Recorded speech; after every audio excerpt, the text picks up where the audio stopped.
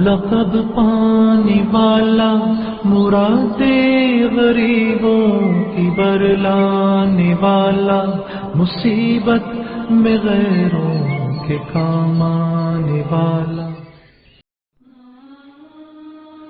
ارض شام میں اس زمانے میں بادشاہوں اور شہنشاہوں کے ماتحت سردار اور رئیس ہوا کرتے تھے۔ ان سرداروں اور رئیسوں کی حیثیت نیم آزاد فرمانرواؤں جیسی تھی۔ اپنے علاقے میں یہ بھی ایک طرح کے چھوٹے موٹے بادشاہ تھے۔ ان کے یہاں محل سرائے بھی تھی اور دربار بھی گرم ہوتے، عیش و عشرت کی محفلیں اور مسرت کے جشن بھی ہوتے۔ قیصر روم کے ماتحت بہت سے رئیس اور سردار تھے۔ ان میں شام کے سرحدی علاقے کا شرجیل بن عمر نامی ایک رئیس تھا۔ حضور نبی کریم علیہ الصلوۃ والتسلیم نے جب بادشاہوں اور حاکموں کے نام مکتوب ہدایت اور دعوت نامے بھیجے تو ایک خط شرجیل کے نام بھی حضرت حارث بن عمیر کے ہاتھ روانہ فرمایا۔ شرجیل رسول اللہ کا نام گرامی پڑھ کر آگ بگولا ہو گیا اور نامہ بر حضرت حارث کو قتل کر دیا۔ رسول اللہ کو جب اس واقعے کی اطلاع ملی تو حضور نے حارث کے خون کا قصاص لینے کے لیے 3000 کی جمعیت حضرت زید بن حارثہ کی قیادت میں بلقا کی طرف روانہ کی۔ زید ایک غلام تھے جن کو حضور نے آزاد فرمایا تھا۔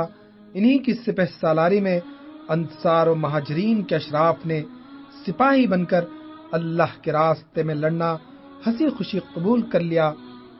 حضور نے ہدایت فرمائی کہ زید بن حارثہ شہید ہو جائیں تو ان کے بعد جعفر طیار فوج کی کمان اپنے ہاتھ میں لیں، وہ بھی شہید ہو جائیں تو عبداللہ بن رواحہ سپہ سالاری کے فرائض انجام دیں۔ حضرت عبداللہ بن رواحہ بڑے رتبے کے صحابی تھے۔ خیبر کے یہود سے پیداوار کی بٹائی لینے کے لیے ہر سال فصل پر جایا کرتے تھے۔ بلند پایا شاعر بھی تھے۔ جیش اسلام مدینے سے ادھر روانہ ہوا۔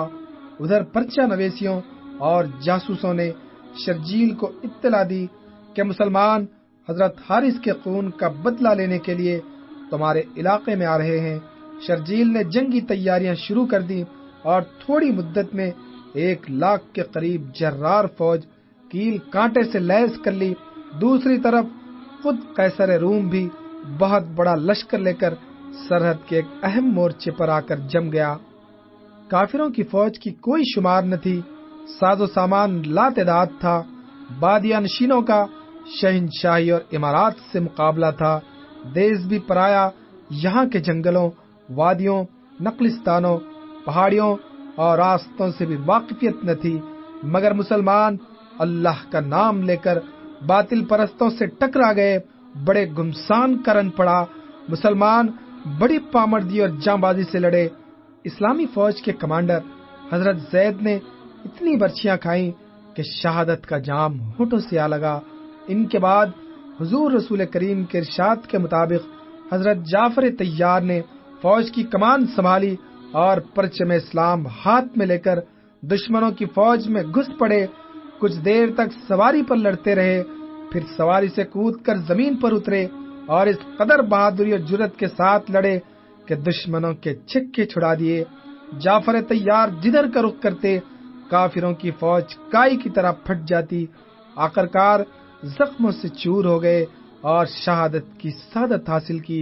عبداللہ بن عمر نے جب ان کی لاش دیکھی تو حضرت جعفر طیار کے جسم پر تلواروں اور برچھیوں کے 100 کے لگ بھگ زخم تھے، مگر یہ سب کے سب زخم سامنے کی طرف تھے۔ جعفر کی پیٹھ پر ایک خراش بھی نہ تھی۔ جعفر طیار کی شہادت ہو چکی تو ان کی جگہ حضرت عبداللہ بن رواحہ نے لے لی۔ عبداللہ بھی خوب لڑے، یہاں تک کہ عروس شہادت سے امکنار ہو گئے۔ لشکر اسلام کے 3 سپہ سالار جب پے در پہ شہید ہو چکے تو حضرت خالد نے علم ہاتھ میں لیا اور شجاعت و دلیری کے کارزار میں جھنڈے گاڑ دیے۔ اس دن ایک نہیں 8 تلواریں ان کے ہاتھ سے ٹوٹ ٹوٹ کر گری۔ مسلمانوں کی جمعیت بہت سے بہت 3000 تھی اور کفار کی تعداد کم سے کم 1,00,000۔ حضرت خالد نے موقع کی نزاکت کا اندازہ لگایا اور اتنی جرار فوج کے نرغے سے مسلمانوں کا لشکر نکال لائے۔ بے جگری، بہادری اور شجاعت کا بے محل استعمال بعض موقع پر وبال جان بن جاتا ہے۔ فوج کا بہترین کمانڈر اور کامیاب جنرل وہ ہے جو معرکہ رزم و قتال کی نفس کو پہچان سکے۔